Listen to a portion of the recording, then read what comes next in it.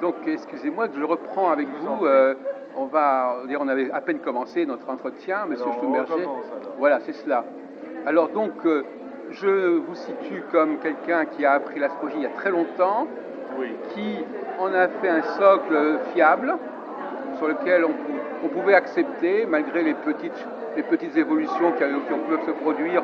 Finalement, vous préférez penser que c'est un outil qui est bien constitué et qu'on peut l'utiliser. Oui, mais enfin, bon, il y a eu des transformations. Je pense à, je sais pas comment ça s'appelle, des auteurs récents.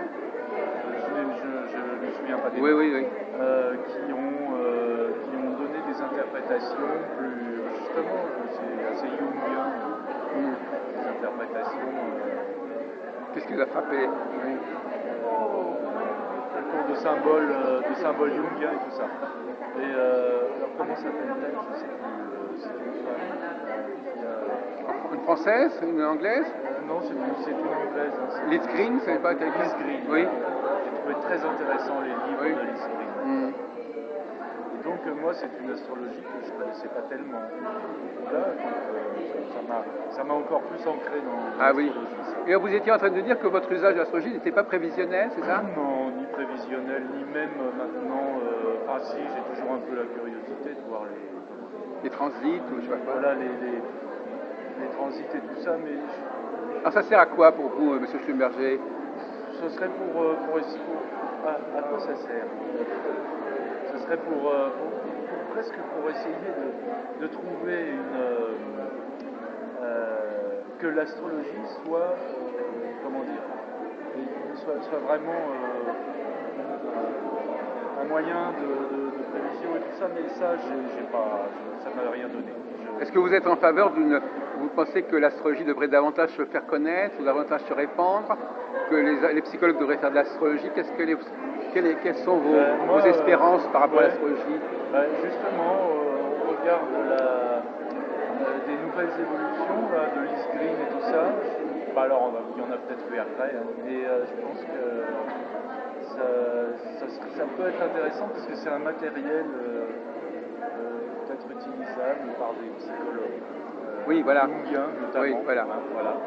Jung s'était penché. Donc vous rencontriez, imaginons que moi je sois un psychologue jungien, comment est-ce que vous me présenteriez l'astrologie pour me convaincre d'en faire usage? Où est-ce que ça me manquerait? Qu'est-ce qui me manquerait de ne pas connaître l'astrologie, par exemple? Il y a déjà énormément de symboles chez Jung. Oui. Je pense qu'il les a puisés, entre autres, dans l'astrologie, dans l'alchimie, et dans les traditions populaires, plein de pays. Oui. Mais je pense qu'il a utilisé l'astrologie. Mais, oui. Ouais. Mais malgré tout, ils ne le font pas. Non, ils vont pas. Et pourquoi ils ne vont pas jusque-là? Pour rester libre peut-être, mais quoique l'astrologie n'est pas contraignante, hein, les symboles astrologiques sont ouverts, il n'y a rien de... Je vais poser une question un petit peu subsidiaire. Pourquoi y a-t-il si peu d'hommes qui s'intéressent à l'astrologie dans les réunions, en tout cas, qui existent? Oui, ça... Est-ce que les hommes, quelque part, soit ils considèrent que ça leur apporte rien, alors que les femmes, ça leur apporte quelque chose? Est-ce que, par exemple, ça ne serait pas l'expression d'un manque chez la femme qu'elle voudrait compenser par une meilleure connaissance de l'astrologie? Parce que souvent, les gens sont attirés par ce qui leur manque. On ne va pas chez l'oculiste si on n'a pas de problème de vue. Donc, quelque part, les femmes sont peut-être pas... Leur intérêt pour l'astrologie n'est peut-être pas parce qu'elles sont hypersensibles, mais parce que, justement, au contraire, il leur manque quelque chose et elles espèrent que l'astrologie va le leur apporter. Moi, je ne penserais pas tout à fait ça. Moi, je penserais plutôt que les femmes, peut-être, ont des perceptions psychologiques ou... des perceptions qui sont un peu infraliminales. Et elles ont besoin de les arranger, de les classer, de les ranger, et de trouver des catégories qui leur permettent de gérer ce matériel. Il ne faudrait pas oublier, M. Schlumberger, que l'astrologie encourage et flatte la dimension individuelle de la personne. Hein? Donc, quelque part, quelqu'un qui se sent aspiré par le collectif a tendance à vouloir faire de l'astrologie pour se protéger de ce collectif. Donc quelque part, c'est aussi une inquiétude, parce qu'il y a dans la dimension féminine une dimension très collective, elles sont très marquées par le fait qu'il y a, je sais pas, bon, il y a l'obligation d'avoir des enfants, par exemple, des choses comme ça. Il y a un poids du collectif qui est très fort, quelque part, au niveau même des modes, au niveau des comportements, enfin, à pas mal de points de vue. Et l'astrologie serait une sorte d'antidote à ce collectif. Oui, c'est-à-dire qu'il permettrait alors, en l'occurrence, ce que vous dites, c'est que les femmes s'y intéressent plus, et ça leur permettrait de se centrer sur elles-mêmes, d'avoir un peu plus de pouvoir se permettre plus d'égocentrisme ou d'égotisme. C'est une piste que je vous suggère, effectivement. C'est possible, j'en sais rien, je sais pas. Mais vous, qu'est-ce que ça vous apporte à vous? Est-ce que vous êtes un homme masculin, un mâle? Ben moi, c'est pas pour moi. Enfin, bon, oui. La première chose que j'ai faite, évidemment, c'est mon thème astral. Mais par la suite, c'est quoi alors? C'est pour comprendre le monde, l'astrologie mondiale? C'est plutôt ça. Vous suivez les événements politiques? Non, pas forcément? Oui, c'est pour voir s'il y a des coïncidences, des correspondances. Oui. Et vous en avez trouvé certaines? Vous pouvez nous, dans l'histoire de l'humanité? Il aurait fallu que je l'étudie beaucoup. Non, mais celles qui vous restent comme ça. Actuellement, vous décodez ce qui se passe dans le monde. Je ne l'ai pas étudié sérieusement, je ne peux pas vous dire. Mais vous y voyez un usage possible et souhaitable? Oui, c'est ça, je me dis, l'évolution des planètes lentes correspond un petit peu à des évolutions, pourrait correspondre à un timing d'évolution historique, de révolution, de guerre, Est-ce que par exemple, les provisions qui ont été faites par rapport à 1989, ça vous a impressionné? Le fait que certains astrologues aient pu prévoir ou mettre en avant cette date, est-ce que vous en souvenez? Est-ce que ça vous a frappé? Je ne me souviens pas. À mon avis, c'est quand même globalement assez décevant. D'accord. Le rapport avec les dates. Et puis, si on passe du côté de Nostradamus, est-ce que ça vous a intéressé aussi, Nostradamus, par exemple? C'est-à-dire quand il y a eu ces prédictions, je ne sais pas à quel moment. En 99, par exemple. Voilà, en 99. Ça a été médiatisé, ça a été un petit peu ridiculisé, ça n'a pas donné envie de tellement rentrer dans le vif du sujet. Donc je ne l'ai pas fait, mais bon. Qu'est-ce que vous pensez de l'astrologie des horoscopes? Est-ce que vous pensez qu'il y a une typologie zodiacale qui est valable au bout du compte? Oui, moi je pense que c'est très intéressant, parce que c'est très intéressant sur le plan symbolique et psychologique et subjectif. C'est peut-être une forme d'objectivation de la subjectivité. C'est un peu compliqué ce que je dis là. Non, c'est vrai, oui. C'est-à-dire qui permet, avec les 4 éléments, les 12 signes et toute cette complexification des planètes et tout ça, d'arriver à une compréhension de certaines choses qu'on ne pourrait pas dire clairement avec un langage purement scientifiquement psychologique. C'est-à-dire que les symboles sont utiles pour... Donc, ça ne vous gêne pas qu'il y ait 12 signes zodiacaux? C'est pas beaucoup? Vous ne trouvez pas que c'est fait un peu beaucoup pour classer les gens? C'est vrai qu'on aurait pu en avoir, je sais pas, je pense que par exemple, il me semble que les Chinois ont divisé l'année en 8. Oui, certains, oui. Ce qui correspond aux 8 trigrammes. Enfin, bon, mais globalement, ce savoir astrologique, il ne vous pose pas de problème. Quand vous l'avez appris, il vous paraît être bien cohérent, bien organisé, bien structuré? Non. Je m'y conforme parce que c'est comme une espèce de foi en une très ancienne tradition. Voilà. C'est surtout ça. C'est ça. Ouais. Une tradition. Une tradition qui me semble être vénérable. Alors, je l'étudie. Ouais. Je cherche à savoir pourquoi ça a été organisé comme ça. Mais justement, parfois cette tradition, elle peut péricliter, elle peut se corrompre, elle peut être mal transmise, elle peut être mal interprétée. Finalement, au bout du compte, je ne sais pas, ça fait peut-être 30 ans que vous faites de l'astrologie, je ne sais pas, je me trompe peut-être. J'en fais pas. Ça fait 30 ans que vous entretenez une relation avec l'astrologie. Voilà, c'est ça, exactement. Et 30 ans, je dis ça comme ça, je ne sais pas. Et il n'y a aucune fausse note, il n'y a aucune dissonance. Vous n'êtes jamais dit, tiens, pourquoi c'est comme ça, pourquoi on dit ça comme ça? Si, bien sûr, oui, parce que... Il y a un cas qui est assez curieux, par exemple, c'est Mars et Vénus, par exemple. Oui. le bélier c'est Mars, le taureau c'est Vénus, alors que ce sont deux astres complètement opposés par leur psychologie. Comment se fait-il qu'ils correspondent à deux signes qui se suivent, par exemple, et dans la même saison? Voilà, voilà, c'est justement des mystères que je croque avec Vénus. D'accord. Je me dis, mais pourquoi ça a été organisé comme ça? Alors, mais je pense que ça n'a pas été organisé d'une façon très arbitraire. On n'est pas dans des erreurs de traduction qui pourraient concerner, par exemple, un livre comme la Bible. Il y a des erreurs de traduction. Ça, c'est plutôt quelque chose qui est revenu depuis les Mésopotamiens. Ah oui. Tout ça et jusqu'à voilà. Donc, ça a toujours été repris. Alors, je sais pas. Peut-être qu'il y a là-dedans. Oui, enfin, on peut expliquer ces contradictions, justement. Ouais. Par exemple, bon, il y a des choses qui ont été inversées. Par exemple, Lisgreen, voilà. Elle met la maison 4, avec la maison 10, elle met la mère. Ah oui, d'accord. Et la famille, avec la maison 4, elle met la profession et le père. Ah oui. Le père en maison 4, la mère en maison 10. Oui. Bon, bah, c'est pas dans la tradition. Non, mais il y a une tradition. Il y a une tradition au XXe siècle de corriger effectivement la tradition. Voilà. Le tarot aussi d'ailleurs a été corrigé par les Anglais. Voilà. Il semble que ça les cartes ont été intermutées, des choses comme ça. Il semble que ça viendrait d'études d'horoscope très longues et c'est-à-dire c'est un travail qui a été fait sur l'étude d'horoscope par rapport aux individus concernés et qui a fini par donner c'est-à-dire c'est un travail de, comment on appelle ça, de terrain.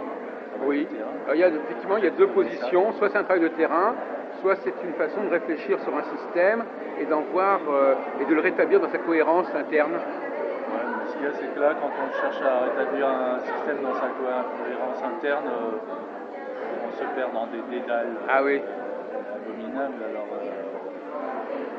quels sont les auteurs, Monsieur Schlumberger, qui vous ont le plus marqué en astrologie depuis le début? Vous avez connu Jean-Pierre Nicolas, par exemple? Non, j'ai beaucoup aimé le premier, là, comment il s'appelle? De Nicolas? Nicolas, non, le premier, c'est-à-dire le premier, c'est qui? Non, pour moi, le premier, c'est celui qui a grandement vulgarisé l'astrologie. André Barbeau? André Barbeau. Ah oui. Voilà. Et puis, après, je me suis intéressé aux travaux de Vauquelin. Oui. Pour les statistiques.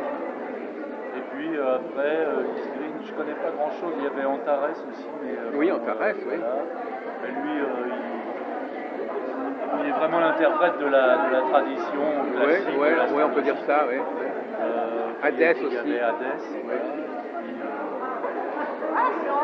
Sinon, on est dépourvu. Non, mais au contraire, c'est intéressant. Vous êtes vraiment un astrophile comme ça, un témoin. Vous témoignez d'un rapport à l'astrologie qui est assez classique finalement. Ça vous a jamais apparu comme un terrain de recherche véritablement dans votre... Non, je ne prends pas très au sérieux. Ça m'inspire. Ça m'inspire, c'est un peu artistique pour moi. Vous étudiez un peu les cas des personnes autour de vous, comme ça? Oui, je l'ai pas mal fait, mais oui, je le fais. Je le fais, mais pas systématiquement. Oui. Je crois que je suis en train de perdre un peu l'habitude de le faire. Oui. Oui, c'est pas plus mal finalement, parce qu'il y a d'autres formes d'astrologie qui apparaissent maintenant, justement, on en a parlé tout à l'heure, qui font que le travail de le narcissisme, le fait de dire l'astrologie va étudier l'individu dans sa spécificité, on en revient un petit peu et on cherche plutôt à faire apparaître des cycles, même, à la limite en astrologie, on ne peut pas étudier la psychologie de quelqu'un sans la situer dans une cyclicité, si vous voulez, quelque part. C'est ça aussi le débat. Dans une cyclicité collective, vous voulez dire. Et même individuelle, enfin peu importe, de toute façon, la cycle collective, elle nous implique aussi individuellement. Oui. Même si vous savez qu'en tant que femme, par exemple, vous savez que vous faites un gosse, vous savez que c'est les femmes qui font des gosses, mais vous devez faire le vôtre. Donc l'individuel et le collectif, ils sont en dialectique. Oui, c'est ça, bien sûr. On est forcément... mais on n'est plus obligé, comme vous disiez vous-même, on n'est pas obligé d'avoir une photographie de sa personnalité. On peut très bien avoir l'humilité de dire, voilà, je suis comme les autres, et c'est à moi de gérer Oui, une cyclicité oui, qui s'impose à tout le monde oui, sans avoir besoin de la situer dans un temps à part. Parce que ce qui est assez oui, extraordinaire, c'est au niveau du temps, parce que vous avez un transit pour telle personne à tel moment, pour une autre personne à tel autre moment. C'est comme si on vivait dans des temporalités complètement séparées les uns des autres. oui, Au lieu d'avoir une astrologie partagée et un oui, temps partagé, oui. on est dans un temps en miettes. C'est ça. Et Oui, ça, c'est un petit peu embêtant du oui, point de vue masculin, justement, alors que, parce que les hommes ont quand même le sens d'un global, et pour les femmes, au contraire, c'est ça qui les excite. Parce que justement, moi, je suis comme ça, et puis mon oui, voisin n'est pas comme ça. oui, C'est oui, comme dans oui. une fratrie. L'autre jour, j'ai discuté avec une femme qui faisait l'astrologie, je lui ai dit, mais est-ce que par hasard, dans votre famille, vous n'avez pas été un peu frustré par l'apparition d'un enfant, d'un frère, etc. Ouais. Et quand il y a une frustration dans une fratrie, on a l'impression qu'on veut, et quand on veut se différencier, Ouais. l'astrologie est un processus de différenciation. Oui, oui, Ce oui. qui fait que mais- parfois les gens par exemple, me disent moi dans mon thème j'ai ceci, j'ai cela, c'est-à-dire que moi je suis comme ça et je peux le prouver. Je peux Oui, prouver que je suis oui, différent, parce que, puisque voilà, l'astrologie me permet de prouver que je suis C'est différent ça, oui, sur non, noir mais sur blanc. il y a une espèce de regard sur soi qui a un petit peu une préoccupation un peu. Enfin, je veux dire, à l'adolescence, on peut avoir même les garçons, peut-être peuvent avoir Oui. des préoccupations de ce genre, mais après, alors c'est peut-être un trait plus féminin que masculin, certainement, Oui. mais qui a quelque chose d'un peu vaniteux, un peu. Ben oui, mais en même temps, il y a un désespoir, il y a quelque chose, voilà, il faut se mettre à la place de ces personnes-là qui, en effet, quelque part, cherchent à ne pas être comme ce. C'est vrai qu'il y a des gens, que ne pas être un clone, parce que la femme, elle a un syndrome du clone, quelque part. Et donc, quelque part, Ouais. elle veut. C'est comme, je dirais, par exemple, on va prendre un exemple un peu vulgaire, imaginez 20 fourchettes qui sont exactement identiques, et que chaque fourchette voudrait être différente. Et donc elle s'inventerait une différence, Oui. alors qu'objectivement elles sont pareilles, mais il faut absolument qu'elles soient différentes quelque part. Il faut les laisser penser qu'elles sont différentes, sinon ça va pas aller. Quoi. Oui, mais il ne faudrait pas que l'astrologie perde son âme, c'est ça le problème. Il ne faudrait pas qu'elle se dénature pour satisfaire Oui. des demandes qui ne sont peut-être pas au cœur de son métier. Ah oui, non, c'est ça. Et qu'est-ce que vous pensez plus globalement de la voyance, du tarot, enfin tout ce qui tourne autour de la divination? Est-ce que vous avez un point de vue qui vient compléter ce que vous avez dit sur l'astrologie, ou est-ce que par certains côtés... Non, moi je crois bien que des gens ont des facultés. Oui. Ça je le crois.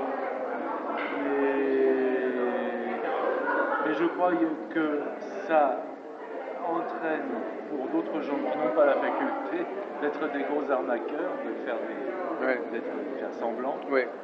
Et moi je suis harcelé en ce moment Par Internet, mails. moi aussi.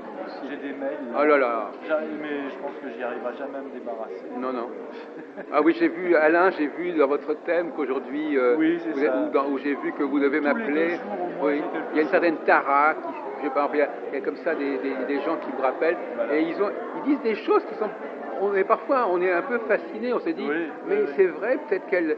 En fin de compte, c'est peut-être des trucs qu'elles envoient à des milliers de personnes, mais moi, on le c'est ce prend que pour je me soi-même, dis. on le dit, mais elle m'a bien comprise. Oui. Alors elle dit par exemple, Alain, j'ai eu une vision et ça vous concernait, Oui.